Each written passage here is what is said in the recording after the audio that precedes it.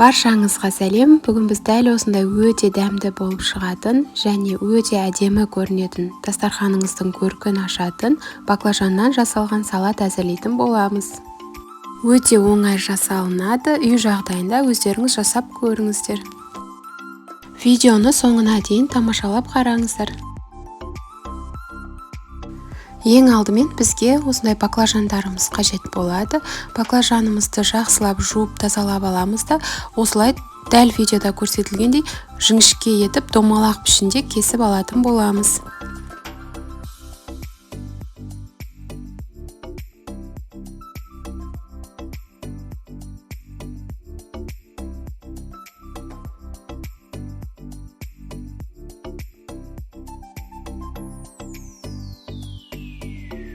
Енді бір ыдысымызды алып, оған салқын суды құйып аламыз.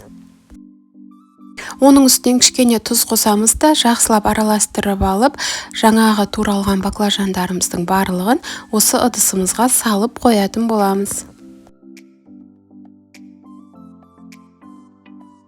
Біраз уақытқа жақсылап тұзы сіңгенше қойып қоямыз.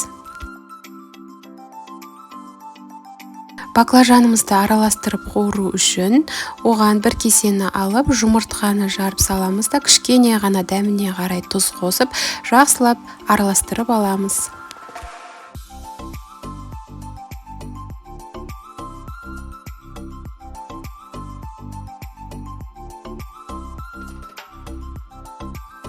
Ал енді келесі кезекте дайын болған баклажандарымызды алып, осылай жұмыртқаға екі бетінде малып алып, қызып тұрған майда жақсылап екі бетінде қызартып, қуырып шығамыз.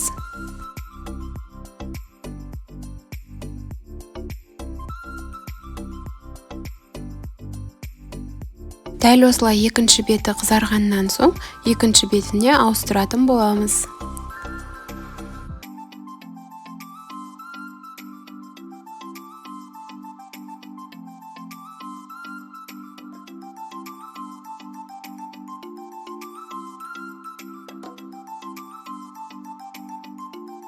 Пісіп шыққан баклажандарымыздың майын сорғыту үшін арнайы қағазға қойып қойсаңыздар болады. Келесі кезекте қызанақтарымызды дайындап аламыз. Ол үшін қызанақтарымызды жуып, шайып, тазалап аламыз да, осылай видеода көрсетілгендей жіңішке домалақ етіп, барлығын кесіп шығамыз.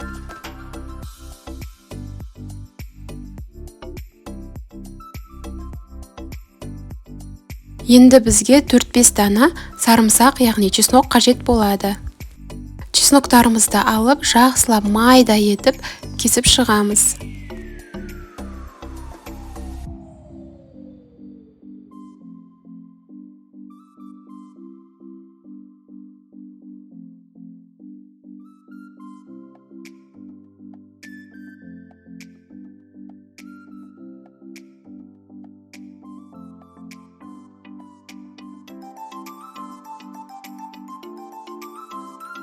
Ал ендігі кезекте барлық салаттарымызды жинауға кірісеміз.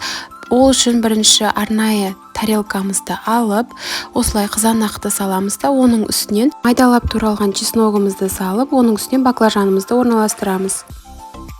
Дәл осылай ретімен қайтадан қызанақты, чеснокты, баклажанды қойып жалғастыра береміз. Дәл осылай жасайтын болсаңыздар, дастарханыңыздың көркін ашып, әдемі етіп тұратын болады.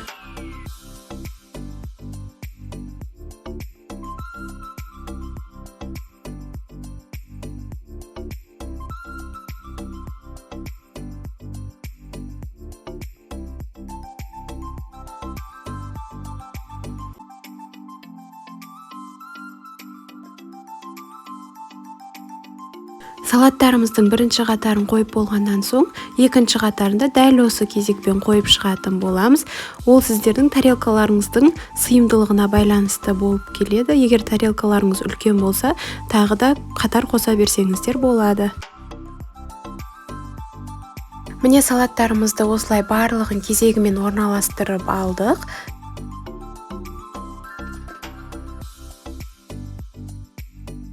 Енді майонезіміздің бір шетін жіңішке етіп кесіп аламыз да дәл видеода көрсетілгендей үстінен сеуіп шығатын боламыз.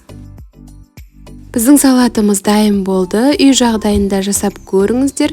Өте дәмді болып шығады және де дастарханыңыздың көркін ашып тұрады. Егер де менің видеом ұнаған болса, каналыма жазылып, лайк басып, комментарий қалдырып кетіңіздер. Ас болсын!